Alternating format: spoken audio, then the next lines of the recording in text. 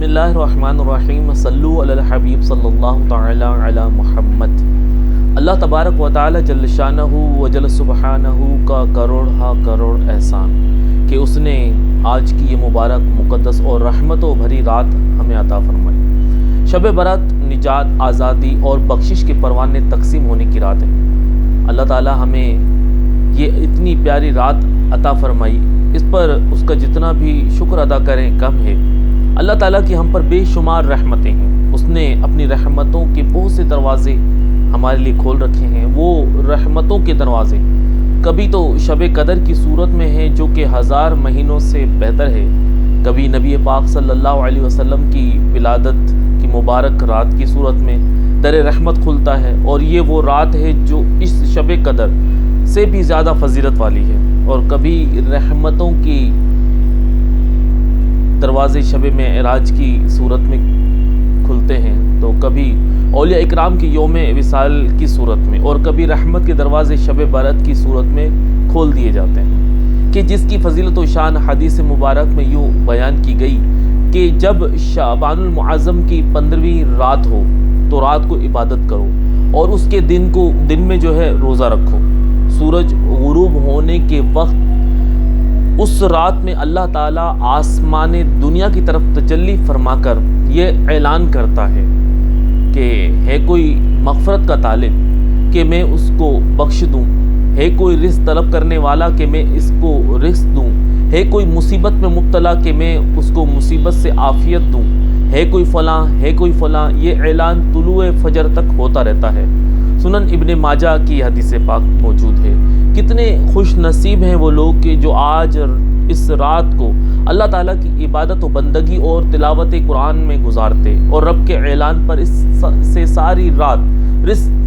مغفرت اور عافیت کا سوال کرتے ہیں، اور اللہ تبارک تعالیٰ اپنے فضل و کرم سے ان کی مرادیں پوری فرماتا اور انہیں بخشش کے پروانے عطا کرتا ہے۔ اللہ تعالیٰ ہمیں بھی آج رات سعادتوں، عبادتوں اور ریاضتوں میں گزارنے کی توفیق عطا فرمائے، اور آج رات کی برکتوں سے مالا مال فرمائے۔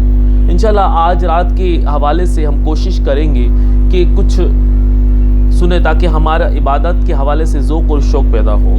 اس رات میں جتنا ممکن ہو تلاوت قرآن مجید کی جائے، جتنا ممکن ہو نوافل کی کثرت کی جائے، جتنا ممکن ہو عبادات میں اپنا وقت صرف کیا جائے، کہ یہ رات بہت ہی فضیلت والی رات ہے۔ امت محمدی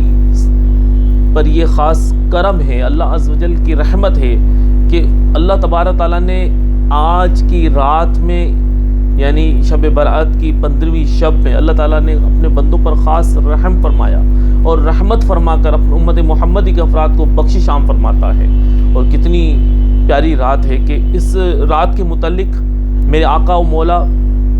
صلی اللہ علیہ وسلم نے ارشاد فرمایا کہ اس رات یعنی 15ویں شعبان کی شب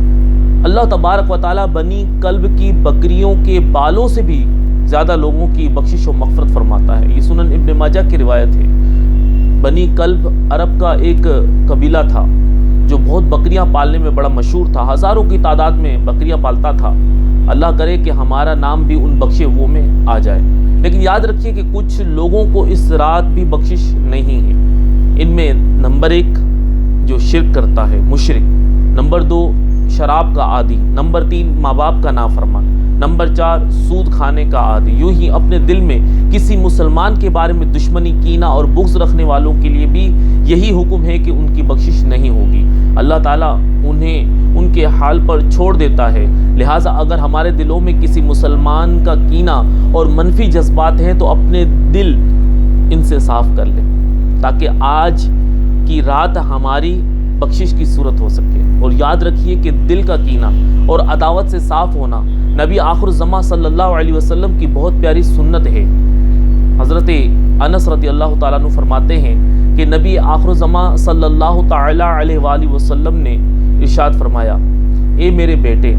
تم سے ہو سکے تو اس حال میں صبح و شام کرنا کہ تیرے دل میں کسی کا کینہ نہ ہو۔ پھر فرمایا، اے بیٹے، یہ میری سنت ہے، اور جس نے میری سنت سے محبت کی اس نے مجھ سے محبت کی، اور جس نے مجھ سے محبت کی وہ جنت میں میرے ساتھ ہوگا۔ تو شعبان المعظم مشکات المصابیح کتاب الایمان باب الاعتصام بالکتاب والسنہ کی حدیث مبارکہ ہے۔ دعا ہے کہ اللہ تبارک تعالیٰ آج کی رات ہمیں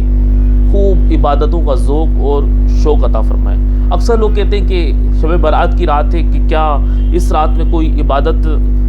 مخصوص کی گئی ہے، یا یہ کوئی اس رات میں ایسی عبادت ہے کہ جو ہم کریں؟ تو یہ ایک بات ذہن نشین کر لیجئے کہ آج کی رات اس حوالے سے اہم ہے کہ اس میں جو مین مقصد ہوتا ہے وہ یہ ہے کہ بندہ اپنے رب کی بارگاہ میں جھکا رہے اور اس کی یاد میں لگا رہے، کیونکہ اللہ عز و جل بندگی اور عبادت کرنے والے لوگوں کو پسند فرماتا ہے۔ اور تلاوت قرآن مجید کی توفیق مل جائے تو اللہ کے پاکیزہ کلام قرآن مجید کی تلاوت کیجیے کہ یہ بہترین عبادت ہے۔ یوں ہی اللہ کا ذکر کرتے ہوئے کلمہ طیبہ پڑھیے کہ افضل ترین جو ذکر ہے وہ لا الہ الا اللہ ہے۔ نبی آخر زمان صلی اللہ علیہ وسلم کی محبت میں درود پاک کی کثرت کیجیے کہ یہ سب چیزیں جو ہے یہ اللہ تبارک تعالیٰ کے پیارے حبیب علیہ الصلوۃ والسلام پر درود پاک پڑھنا، قرآن مجید کی تلاوت کرنا، مختلف عبادات کرنا، یہ سب کار ثواب ہے۔ اور چونکہ اس رات میں کوئی مخصوص عبادت کا ذکر نہیں ہے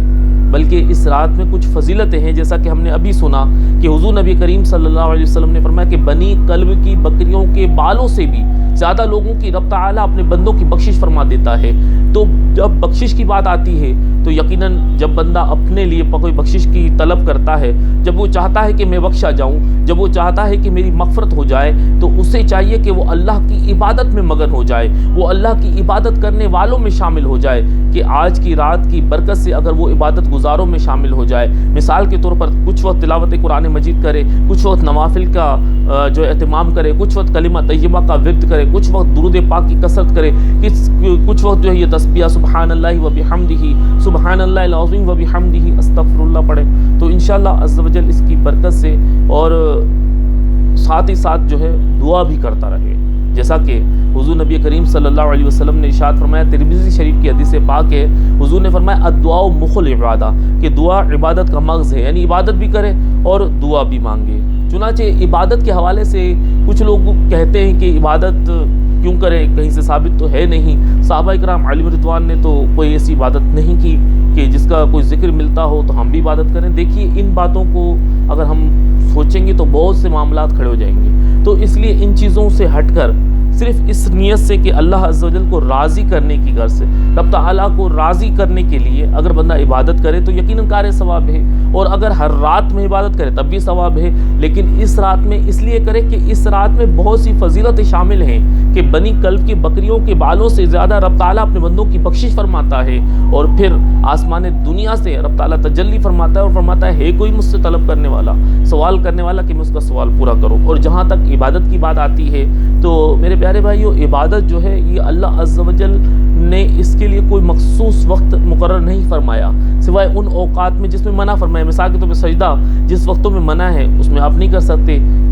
ٹھیک ہے۔ اس کے علاوہ عبادت کے حوالے سے اگر بات کریں تو مطلقاً عبادت کا حکم قرآن مجید میں موجود ہے، جیسا کہ سورہ بقرہ میں اللہ تبارک تعالیٰ جل شانہ نے ارشاد فرمایا، یا ایھا الناس اعبدوا ربکم الذی خلقکم والذین من قبلکم لعلکم تتقون، اے لوگو اپنے رب کی عبادت کرو جس نے تمہیں اور تم سے پہلے لوگوں کو پیدا کیا، یہ امید کرتے ہوئے کہ عبادت کرو کہ تمہیں پرہیزگار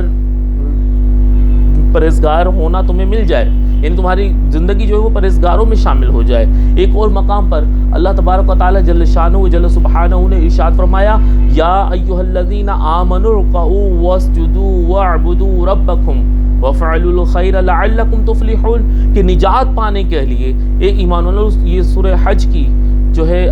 آیت مقدسہ 77 ہے، اللہ فرماتا ہے اے ایمان والو رکوع کرو اور اپنے رب کی عبادت کرو، یعنی رکوع اور سجدہ کرو اور اپنے رب کی عبادت کرو اور اچھے کام کرو اس امید پر کہ تم فلاح پا جاؤ۔ ان آیات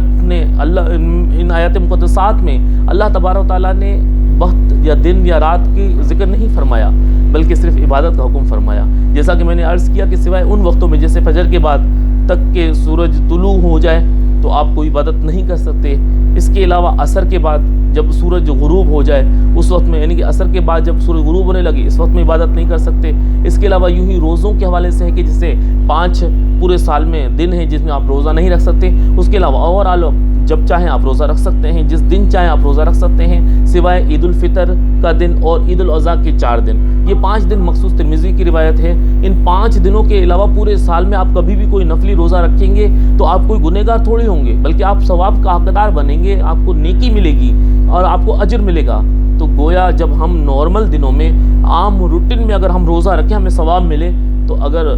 شب برأت کے دن کا روزہ رکھے تو کیوں کرنا ثواب ملے گا، اس رات عبادت کرے کیوں کرنا ثواب ملے گا، نارمل نفل پڑھیں تو عبادت کا ثواب ملتا ہے، نوافل کا ثواب ملتا ہے، تو اس رات میں پھر کیوں کر منع ہوگا؟ ایسا ہرگز نہیں۔ ہم اپنے ذہن کو وسیع دیں، وسعت دیں، اور ہمارے دین اسلام میں وسعت موجود ہے کہ ہمارے دین اسلام میں کوئی قید بند نہیں ہے کہ آپ یوں نہیں کرو کہ اس رات میں شب برأت میں کہیں پر بھی ثابت نہیں ہے کہ نوافل پڑھے جاتے ہیں۔ اور بھائی اگر کہیں ثابت نہ بھی ہو تو اس رات میں اگر عبادت کرنے کی کوئی ممانعت ہے تو وہی کوئی بتا دے۔ تو اس رات میں جب عبادت کی کوئی ممانعت ہے ہی نہیں تو بحیثیت مسلم ہمیں چاہیے کہ ہم اپنے رب کو راضی کرنے کی کوئی بھی موقع ملے، کوئی بھی محل ملے، ہم اس کو حاصل کریں، اور یہ اللہ کی رضا حاصل کرنے کے لیے کہا جاتا ہے۔ تو ہم آپ کو چاہیے کہ اس پر کوشش فرمائیں اور عمل کریں، انشاءاللہ عز و جل اس کی برکتیں ہمیں نصیب ہوں گی۔ آج کی رات بنی کلب کی بکریوں کے بالوں سے بھی زیادہ لوگوں کی بخشش ہو رہی ہے، ہمیں بھی چاہیے کہ ہم بھی اللہ کی بارگاہ میں گڑ گڑا کر دعا، اپنے گناہوں پر تائب ہوں، اپنے گناہوں پر استغفار کریں، توبہ کریں اللہ کی بارگاہ میں،